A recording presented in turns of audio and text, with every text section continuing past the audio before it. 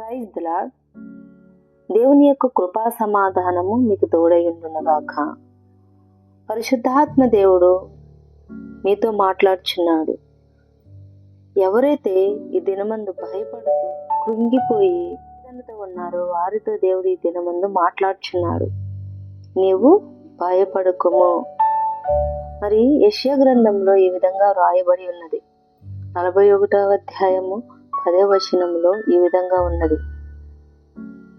నీవు నా దాసుడు అనియు, నేను నిన్ను ఉపేక్షింపక ఏర్పరచుకుంటుననియు నేను నీతో చెప్పి ఉన్నాను, నీకు తోడై ఉన్నాను. భయపడకుము, నేను నీ దేవుడినై ఉన్నాను. దిగులు పడకుము, నేను నిన్ను బలపరుతును. నీకు సహాయము చేయవాడను నేనే. నీతి అను నా దక్షిణ హస్తముతో నిన్ను ఆదుకొనును. హల్లెలూయా.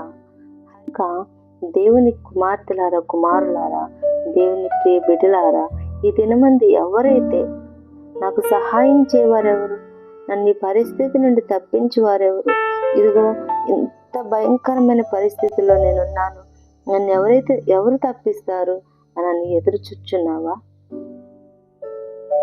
ఈ లోకంలో ఎవ్వరు కూడా నీకు సహాయం చేయరు, కానీ ఆయన మాత్రమే నీకు సహాయం చేయను. మన పరమ తండ్రి ఆయన వైపు నువ్వు కనులెత్తి చూచినప్పుడు ఆయన ఎద్దు నుండి నీకు సహాయం దొరుకును. ఆయన దక్షిణ హస్తము నిన్ను ఆదుకొనును. నీవు భయపడుకుము. ఈ పరిస్థితులను చూసి భయపడుకుము. నీ యొక్క అనారోగ్య పరిస్థితులను చూసి, నీ ఆర్థిక ఇబ్బందులను చూసి, నీ యొక్క అప్పు భారములను చూసి, నీ స్థితిగతులను బట్టి, నీ కుటుంబ పరిస్థితులను బట్టి, నీ బిడ్డల పరిస్థితులను బట్టి నువ్వు దిగులు పడుకుము, భయపడుకుము. దేవుడు ఈ దినమందు నీతో మాట్లాడుచున్నాడు. నీవు భయపడుకుము, నేను నీకు తోడై ఉన్నాను, నేను నీకు సహాయము చేసేదను, నా దక్షిణ హస్తముతో నేను ఆదుకొనును అని దేవుడు సెలవిచ్చుచున్నాడు. కనుక ఆయన మాట యందు నమ్మకం ఉంచి ఆయనను మీరు ఆధారము చేసుకొని ఆయన వైపు మీరు కనులెత్తి చూచినప్పుడు ఈ దినమే, ఇప్పుడే, ఈ క్షణమే మీకు కలిగి ఉన్న భయములన్నిటి నుండి మిమ్మల్ని దూరపరిచి మీకు సహాయము చేసి ఆయన మిమ్మల్ని ఉద్ధరించి ఆదుకొనును.